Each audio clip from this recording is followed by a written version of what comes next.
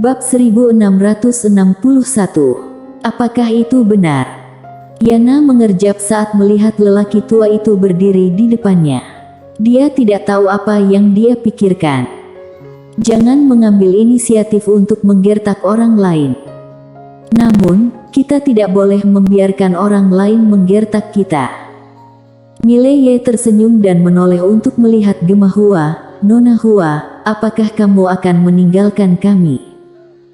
Gemma Hua tiba-tiba berjalan ke arah lelaki tua itu. Orang tua itu hendak berbicara. Gemma Hua tiba-tiba meninju perut pria tua itu. Bang!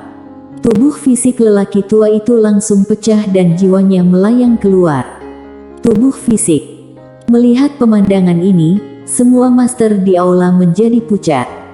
Orang tua yang hancur berkeping-keping itu juga penuh dengan ketidakpercayaan. Gemma Hua menatap lelaki tua itu dan berkata, "Aku menyuruhmu menghentikan Tuan Muda Ye. Mileye. Dia pasti tidak punya nyali." Pada awalnya, dia benar-benar mengenai ide leluhur spiritual, tetapi setelah melihat kekuatan pria berbaju biru, dia dengan tegas melepaskan ide tersebut.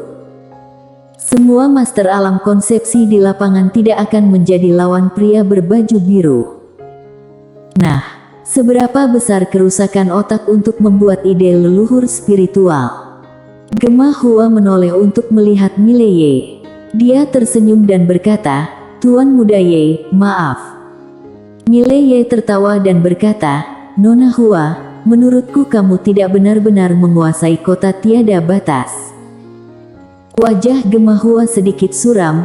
"Jangan khawatir, Tuan Muda Ye, itu tidak akan terjadi lagi." Mileye memandang Gemma Hua dan berkata, "Tidak ada masa depan." "Nona Hua, aku tidak perlu kota tiada batas untuk bergabung dengan alam semesta aura dewa." Dengan itu, dia berbalik dan pergi. Gemma Hua tercengang, dan hendak berbicara, ketika Yana tiba-tiba berbalik dan menatap Gemma Hua, "Jangan kemari, atau aku akan membunuhmu." Gemma Hua. Segera, Mileye dan yang lainnya menghilang di kejauhan. Di aula batu, wajah Gemma Hua sangat jelek. Saat ini, seorang pria paruh baya tiba-tiba berkata, "Penguasa kota ini." Gemma Hua perlahan menutup matanya dan berkata, "Aku meremehkan dia. Kupikir dia adalah generasi kedua terkuat dengan pikiran sederhana. Itu salahku, aku membencinya." Dia membawa Mileye untuk melihat kekuatan kota tiada batas, lalu bernegosiasi dengan Mileye untuk mendapatkan lebih banyak keuntungan. Namun, dia tidak menyangka bahwa Mileye tidak akan memakannya. Merebut kota tiada batas tidak boleh berani. Dengan pria berbaju biru, merampok spiritual leluhur sama saja dengan pulang lebih awal. Hanya ada satu cara untuk mendapatkan keharmonisan energi ungu, yaitu menemukan Mileye. Tidak baik menemukan pria berbaju biru, karena level pria berbaju biru terlalu tinggi, dan kota tiada batas dikemas untuk orang lain, yang tidak dihargai oleh orang lain. Hanya temukan Mileye. Kini, dengan penolakan Mileye untuk bergabung dengan kota tiada batas, kota tiada batas menjadi lebih pasif. Sesaat kemudian, Gemma Hua tiba-tiba berkata, "Biarkan seseorang membantuku menyelidiki pemuda ini, Tuan Muda Ye. Aku ingin mengetahui semua informasinya." "Ya." Seorang master diam-diam menghilang di aula. Gemma Hua melihat ke kejauhan dan tidak tahu apa yang dipikirkannya. Di jalan, Mileye dan rombongannya berjalan perlahan. Livy melirik Mileye dan berkata, "Benar rela menyerah setengah langkah." Mileye tertawa dan berkata, "Kamu bilang."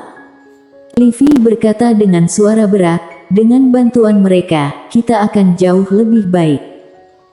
Mileye berbisik, "Livy, semua penguasa alam semesta mengikuti kita. Bisakah kita melawan dimensi dunia?" Setelah hening sejenak, Livy berkata, "Mungkin tidak." Mileye menatap Livy, "Mungkin." Livy mengangguk, Pasti ada master yang kuat di dimensi dunia asing, bahkan mungkin di atas. Mileye menggelengkan kepalanya dan tersenyum, artinya, meski kita telah mengumpulkan para master top seluruh alam semesta, kita sebenarnya bukan lawan dari dimensi dunia asing, kan? Livy berkata, kamu salah. Mileye menatap Livy yang terlihat tenang. Kamu lupa ayahmu dan adikmu. Nah, kakakmu. Mileye. Livy menambahkan, ayahmu membawamu bersamanya. Jelas, dia ingin membantumu, tetapi berapa banyak yang bisa kamu dapatkan darinya tergantung padamu. Mileye mengangguk, mengerti. Livy melanjutkan, orang-orang di sini harus berjuang jika mereka bisa, karena meskipun ditempatkan di dunia dimensi asing, mereka juga berada di menengah atas. Meskipun untuk saat ini mereka tidak puas, tidak ada untungnya, tetapi begitu kita memiliki master kuat di atas alam konsepsi, kita dapat menahan master kuat tingkat atas di dunia dimensi asing, maka peran mereka akan besar. Mileye mengangguk, ya. Omong-omong, dia melirik Livy dan berkata, kamu harus mencapai alam konsepsi.